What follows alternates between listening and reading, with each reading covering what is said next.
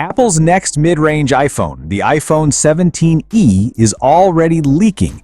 And while the upgrades look small on paper, there's one subtle change that actually makes a big difference. Today, we're breaking down Apple's design tweaks, why the dynamic island still isn't coming, and whether this phone can compete against 120Hz Android killers. Let's dive in. So the newest leak comes straight from South Korea, and it focuses entirely on the display. According to supply chain sources, Apple is bringing back the same 6.1-inch OLED panel from the iPhone 16e, and yes, it's the same LTPS 60Hz display that traces its roots all the way back to the iPhone 14. I know, 60Hz in 2026 sounds wild, but stay with me because this next part is where it gets interesting. Even though the panel isn't new, Apple is planning a redesign around it. The iPhone 17e is expected to get noticeably slimmer bezels. And trust me, that's the one upgrade you feel instantly. You don't need 120Hz or a dynamic island to see thinner borders. As soon as you pick up a phone with tighter bezels, it looks newer, more modern, more premium.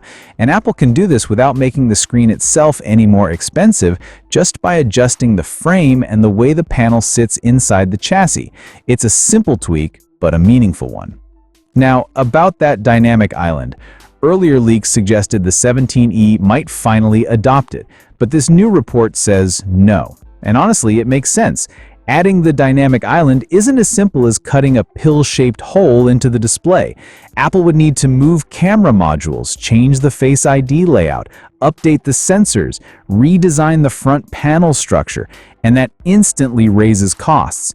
Apple doesn't want the E model creeping too close to their flagship pricing, so the notch is here for at least one more year. And yes, the display refresh rate is sticking to 60Hz because BOE, the main supplier for this model, reportedly cannot deliver LTPO panels for the iPhone 17 series. LTPS is cheaper, and that keeps the 17e in that $599 range Apple wants.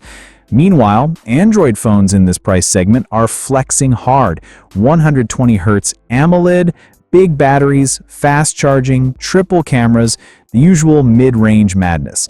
But here's the thing. Apple knows that their biggest weapon isn't the display, it's the chip. Even if the 17e uses the same A18 chip as the 16e, it's still going to outperform Exynos, Tensor, and most Snapdragon chips in this class. So the real question is the 17e worth it? For a lot of people, probably yes. If Apple keeps the price the same, offers a cleaner, sleeker design thanks to the slimmer bezels, and pairs it with the usual iPhone reliability and performance, the 17e could end up being a bestseller. But if you're someone who wants 120Hz, fast charging, or a more advanced camera setup, Android still gives you better hardware per dollar. But hey, I want to know what you think. Are slimmer bezels enough to make the 17e feel like a real upgrade? Or should Apple finally bring the dynamic island and 120Hz to the budget lineup? Drop your thoughts in the comments, like, subscribe, and I'll see you in the next one.